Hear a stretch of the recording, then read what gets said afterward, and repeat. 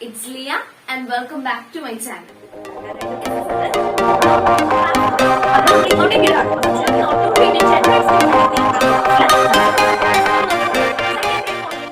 SSLC Chemistry third lesson Reactivity series and Electrochemistry in the chapter ആണ് നമ്മളിപ്പോൾ discuss ചെയ്തുകൊണ്ടിരിക്കുന്നത്. ഇതാ ചാപ്റ്ററിന്റെ സെക്കൻഡ് ലാസ്റ്റ് പാർട്ടാണ്. ആദ്യത്തെ പാർട്ടുകൾ കണ്ടിട്ടില്ലാത്തവരാണ് നിങ്ങളെങ്കിൽ അത് കണ്ടിട്ട് ഈ പാർട്ട് കാണാനായിട്ട് ശ്രമിക്കാം. എങ്കിലേ തുടർച്ചയായിട്ടാണ് ക്ലാസ് ഇടുന്നത്. അപ്പൊ എങ്കിലേ നിങ്ങൾക്ക് അത് മനസ്സിലാക്കാൻ സാധിക്കുള്ളൂ എന്താണ് പഠിപ്പിക്കുന്നതെന്ന്, അല്ലെങ്കിൽ ഞാൻ പറഞ്ഞു തരുന്നത് എന്താണെന്ന് നിങ്ങൾക്ക് മനസ്സിലാവുള്ളൂ. അപ്പൊ നമുക്ക് വേഗം തന്നെ ക്ലാസ്സിലേക്ക് പോകാം. So in this part we are going to discuss about electrolytic cell. എന്താണ് ഇലക്ട്രോലൈറ്റിക് സെൽ എന്നാണ് നമ്മൾ ഇന്നത്തെ പാർട്ടിൽ ഡിസ്കസ് ചെയ്യാനായിട്ട് പോകുന്നത്. You all are familiar with the process of electrolysis. Electrolysis എന്താണെന്ന് നിങ്ങൾക്ക് എല്ലാവർക്കും അറിയാം അല്ലെ? When we pass electric current through water, what is splits into hydrogen and oxygen. This process is known as electrolysis. 9th standardലും 8th standardലും എല്ലാം നമ്മൾ പഠിച്ചിട്ടുള്ളതാണ് electrolysis എന്താണെന്ന്. ഈ electrolysis നടക്കണമെങ്കിൽ ഇലക്ട്രോലൈറ്റ് എന്ന സബ്സ്റ്റൻസ് ആവശ്യമാണ്. ഇലക്ട്രോലൈറ്റ് എന്ന സബ്സ്റ്റൻസ് ആവശ്യമാണ്. So what is this electrolyte? Electrolytes are substances which conduct electricity in aqueous state or in molten state. Aqueous സ്റ്റേറ്റിലും മോൾട്ടൺ സ്റ്റേറ്റിലും ഇലക്ട്രിസിറ്റിയെ കണ്ടക്ട് ചെയ്യുന്ന സബ്സ്റ്റൻസ് ആണ് electrolytes. For example acids, alkalis and salts. They all are electrolyte in molten state and in aqueous state. Molten സ്റ്റേറ്റിലും aqueous സ്റ്റേറ്റിലും ആസിഡും alkaline സോൾട്ടും എല്ലാം electrolyte ആണ്. അങ്ങനെയാണെങ്കിൽ എന്തായിരിക്കും ഇലക്ട്രോലൈസിന്റെ ഡെഫിനിഷൻ എന്ന് പറയുന്നത്? Electrolysis is A process of chemical change taking place in an electrolyte when current passes. It is known as electrolysis. Electrolysis is a process of chemical change taking place in an electrolyte by passing electricity is known as electrolysis. ഇതിനാണ് electrolysis എന്ന് പറയുന്നത്. ഇലക്ട്രോലൈസിന്റെ ബേസിസിൽ കുറച്ച് questions നമ്മുടെ text ബുക്കിൽ കിടപ്പുണ്ട്. നമുക്ക് അതൊന്ന് complete ചെയ്യാം. ഇലക്ട്രോലൈറ്റിക് സെല്ലില് ആ പ്രോസസ് നടക്കുന്ന സമയത്ത് the electrode at which oxidation takes place is the anode and the electrode at which reduction takes place is the cathode. Oxidation നടക്കുന്ന സൈഡ് ആയിരിക്കും ആനോഡും റിഡക്ഷൻ നടക്കുന്ന സൈഡ് കാഥോഡും ആയിരിക്കും. ഇലക്ട്രോലൈസ് നടക്കുന്ന സമയത്ത് ഓക്സിഡേഷൻ നടക്കുന്നത് ആനോഡിലും റിഡക്ഷൻ നടക്കുന്നത് കാഥോഡിലും ആയിരിക്കും. അതുപോലെ തന്നെ കഴിഞ്ഞ പാർട്ടിൽ ഞാൻ പറഞ്ഞായിരുന്നു, കഴിഞ്ഞ പാർട്ടിൽ കാഥോഡിന് പോസിറ്റീവ് ചാർജും ആനോഡിന് നെഗറ്റീവ് ചാർജും ആണെന്നാണ് നിങ്ങൾ പഠിച്ചത്. പക്ഷെ ഇലക്ട്രോലൈസിന്റെ സമയത്ത് ആനോഡിനായിരിക്കും പോസിറ്റീവ് ചാർജ്, കാഥോഡിന് നെഗറ്റീവ് ചാർജും ആയിരിക്കും. ആനോഡിന് പോസിറ്റീവ് ചാർജും കാഥോഡിന് നെഗറ്റീവ് ചാർജും ആയിരിക്കും. രണ്ടും അങ്ങോട്ടും ഇങ്ങോട്ടും മാറിപ്പോകരുത്. ഒന്നുകൂടി പറയാം, ഗാൽവനിക് സെല്ലിന്റെ കേസിൽ ആനോഡിന് നെഗറ്റീവ് ചാർജും കാഥോഡിന് പോസിറ്റീവ് ചാർജും ആയിരിക്കും. പക്ഷേ ഇലക്ട്രോലൈസിസ് നടക്കുന്ന സമയത്ത് ആനോഡിന് പോസിറ്റീവ് ചാർജും കാഥോഡിന് നെഗറ്റീവ് ചാർജും. ഇത് നേരെ തിരിയും, അത് ഓർത്തു വെക്കാം, തെറ്റിപ്പോകരുത്. അങ്ങനെയാണെങ്കിൽ കുറച്ച് ക്വസ്റ്റ്യൻസ് ടെക്സ്റ്റിൽ കിടപ്പുണ്ട്, നമുക്ക് അതൊന്ന് കംപ്ലീറ്റ് ചെയ്യാം. To which electrode are the positive ions attracted? Positive ions ഏത് ഇലക്ട്രോഡിലായിരിക്കും അട്രാക്ട് ചെയ്യാം? ഒബ്വിയസ്ലി പോസിറ്റീവ് അയോൺസ് എപ്പോഴും നെഗറ്റീവ് ഇലക്ട്രോഡിലായിരിക്കും അട്രാക്ട് ചെയ്യുക. അപ്പൊ നമ്മുടെ ഇലക്ട്രോലൈസിസ് എന്ന പ്രോസസ്സ് നടക്കുന്ന സമയത്ത് ഇലക്ട്രോലൈറ്റിക് സെല്ലില് ഏത് ഇലക്ട്രോഡാണ് നെഗറ്റീവ്? കാഥോഡാണ്. ഇപ്പൊ പോസിറ്റീവ് ഇലക്ട്രോൺസ് കാഥോഡിലായിരിക്കും ചെന്ന് അട്രാക്ട് ചെയ്യുക. അതിനടുത്ത question, to which electrode does the negative ions attracted?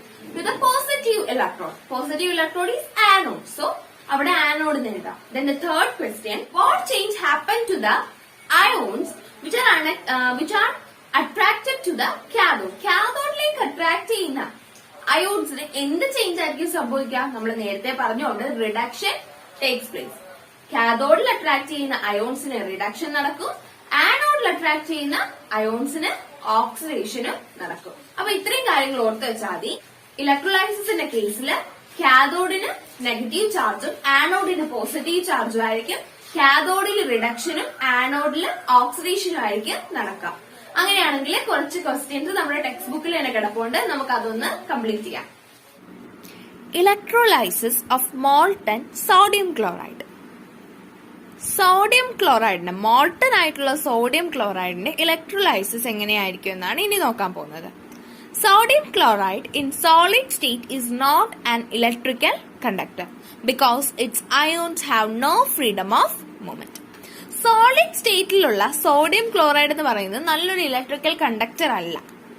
എന്തുകൊണ്ടാണ് അങ്ങനെ അല്ലാത്തത്? കാരണം നമുക്കറിയാം സോളിഡ് ഷേപ്പിലുള്ള ഒരു വസ്തുവിന്റെ അയോൺസ് തമ്മിലുള്ള ഫ്രീഡം ഓഫ് മൂവ്മെന്റ് വളരെ കുറവായിരിക്കും. So in the case of sodium chloride also its ions have no freedom of movement. അയോൺസിന് ഫ്രീഡം ഓഫ് മൂവ്മെന്റ് വളരെ കുറവാണ്. അതുകൊണ്ട് തന്നെ മോൾട്ടൺ സ്റ്റേറ്റിലുള്ള സോളിഡ് ആയിട്ടുള്ള സോഡിയം ക്ലോറൈഡിന് സോളിഡ് ഷേപ്പിലുള്ള സോഡിയം ക്ലോറൈഡ് അത്ര നല്ല ഇലക്ട്രിക്കൽ കണ്ടക്ടർ അല്ല. But electricity flows through molten sodium chloride. പക്ഷേ മോൾട്ടൺ സോഡിയം ക്ലോറൈഡ് എന്ന് വെച്ചാൽ എന്താണ്? ലിക്വിഡ് ആയിട്ടുള്ള സ്റ്റേറ്റിലുള്ള സോഡിയം ക്ലോറൈഡ്. അതിലൂടെ എന്ത് സംഭവിക്കും? ഇലക്ട്രിസിറ്റി pass ചെയ്യും. When sodium chloride melts, the positively charged sodium ions and the negatively charged chloride ions are free to move. നമ്മൾ ഈ സോളിഡ് ഷേപ്പിലുള്ള സോഡിയം ക്ലോറൈഡ് മെൽറ്റ് ചെയ്യുന്ന സമയത്ത് പോസിറ്റീവ്ലി ചാർജ്ഡ് ആയിട്ടുള്ള സോഡിയം അയോൺസും നെഗറ്റീവ്ലി ചാർജ്ഡ് ആയിട്ടുള്ള ക്ലോറൈഡ് അയോൺസും ഫോം ചെയ്യും. Sodium chloride എന്ന് പറയും നമ്മൾ കെമിക്കൽ ഇക്വേഷൻ എഴുതുമ്പോൾ NaCl എന്നാണ് എഴുതുന്നത് അല്ലെ. അപ്പം രണ്ടെണ്ണമാണ് അതിനകത്തുള്ളത്, സോഡിയവും ക്ലോറൈഡും ആണുള്ളത്. അപ്പൊ സോഡിയം ക്ലോറൈഡ് മെൽറ്റ് ചെയ്യുമ്പോൾ സോഡിയത്തിന്റെ സ്റ്റേറ്റ് പോസിറ്റീവും ക്ലോറൈഡിന്റെ സ്റ്റേറ്റ് നെഗറ്റീവും ആയിരിക്കും. അങ്ങനെയാണെങ്കിൽ കുറച്ച് ക്വസ്റ്റ്യൻസ് നമ്മുടെ ടെക്സ്റ്റ് ബുക്കിൽ കിടപ്പോണ്, നമുക്ക് അതൊന്ന് ഫിൽ ചെയ്യാം. Which ion is attracted to the positive electrode? Positive ഇലക്ട്രോഡിലേക്ക് അട്രാക്ട് ചെയ്യുന്നത് ഏത് അയോൺ ആയിരിക്കും? ഒരു കാര്യം നന്നായിട്ട് എല്ലാവരും ഓർത്തു വെക്കുക. നെഗറ്റീവ് ചാർജുള്ള അയോൺസ് എപ്പോഴും പോസിറ്റീവ് ഇലക്ട്രോഡിലായിരിക്കും അട്രാക്ട് ചെയ്യുക. നമ്മൾ പറഞ്ഞു ഇലക്ട്രോലൈസിന്റെ സമയത്ത് ആനോഡിന് പോസിറ്റീവ് ചാർജും കാഥോഡിന് നെഗറ്റീവ് ചാർജും ആയിരിക്കും. പക്ഷെ നമ്മൾ കഴിഞ്ഞ ക്ലാസ്സിൽ പഠിച്ചു അല്ലെ, കാഥോഡിന് പോസിറ്റീവും ആനോഡിന് നെഗറ്റീവ് ചാർജും ആണെന്നാണ് നമ്മൾ കഴിഞ്ഞ ക്ലാസ്സിൽ പഠിച്ചത്. അപ്പോഴേ ഞാൻ പറഞ്ഞായിരുന്നു ഇലക്ട്രോലൈസിന്റെ കേസ് ആകുമ്പോൾ ഇത് നേരെ ചേഞ്ച് ചെയ്യും. ആനോഡിന് പോസിറ്റീവും കാഥോഡിന് നെഗറ്റീവ് ചാർജും ആണ്.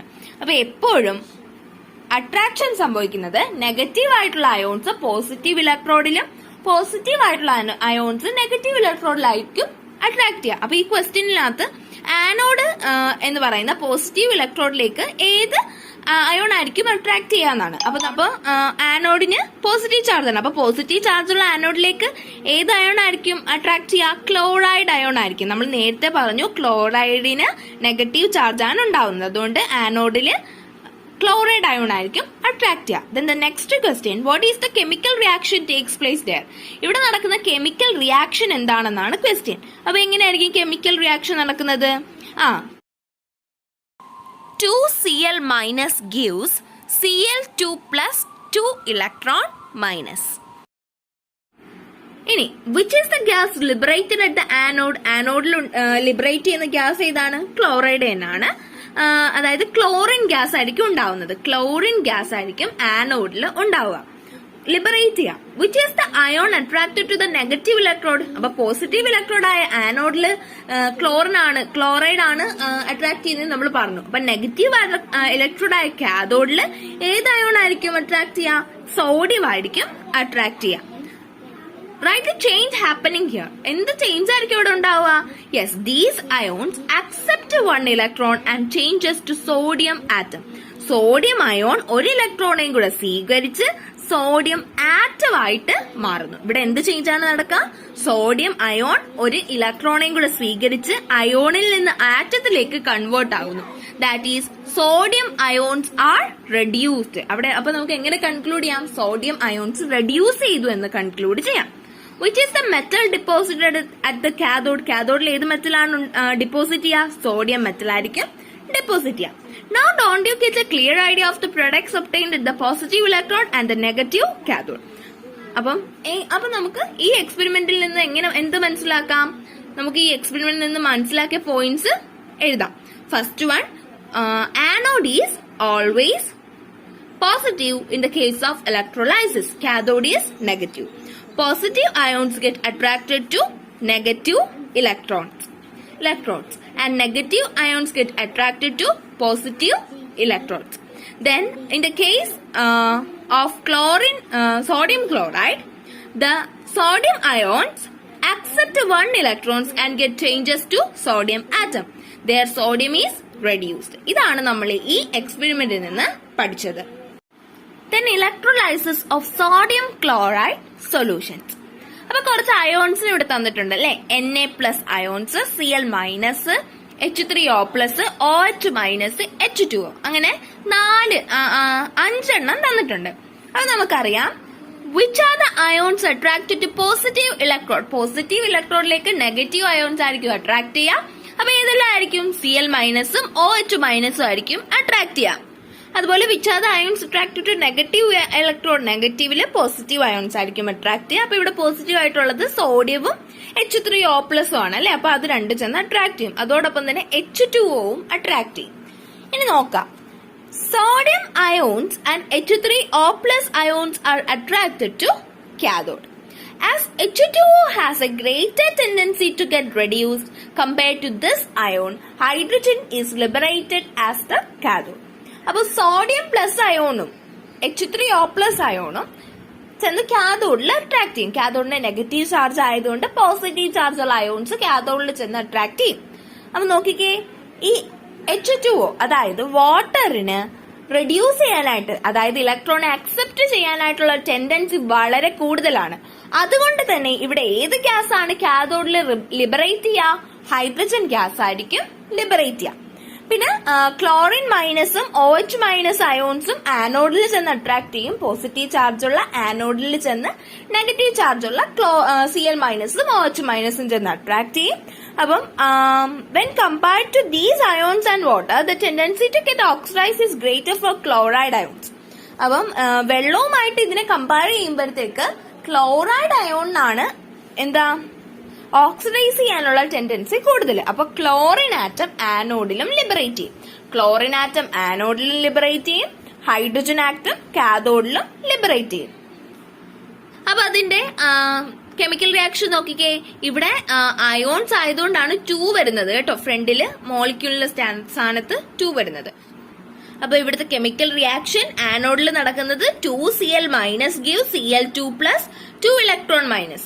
പ്രൊഡക്റ്റ് ഏതാണ് ഫോം ചെയ്യുന്നത്? ക്ലോറിൻ ഗ്യാസ് ആണ് ലിബറേറ്റ് ചെയ്യുന്നത്. കാഥോഡില് 2H2O+, 2E- gives H2+, 2OH-. അവിടെ പ്രൊഡക്റ്റ് ഉണ്ടാവുന്നത് ഹൈഡ്രജൻ ഗ്യാസ് ആയിരിക്കും. ഇനി practical utility of electrolysis. Electrolysis കൊണ്ട് ഉണ്ടാവുന്ന പ്രാക്ടിക്കൽ യൂട്ടിലിറ്റി, എന്തെല്ലാം ഉപയോഗങ്ങളാണ് ഇലക്ട്രോലൈസിസ് മൂലം നമ്മുടെ ഡേ ടു ഡേ ലൈഫിൽ ഉണ്ടാവുന്നതാണ് അടുത്തതായിട്ട് ടെക്സ്റ്റിൽ തന്നിരിക്കുന്നത്.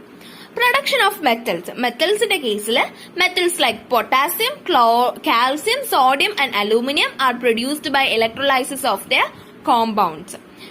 പൊട്ടാസ്യവും കാൽസ്യവും സോഡിയവും അലൂമിനിയവും ഒക്കെ അതിന്റെ കോമ്പൗണ്ടിന്റെ ഇലക്ട്രോലൈസിസ് മൂലം ഉണ്ടാവുന്ന മെറ്റൽസ് ആണ്. പിന്നെ production of non metals. Electrolysis can be utilised for the bulk production of non metals.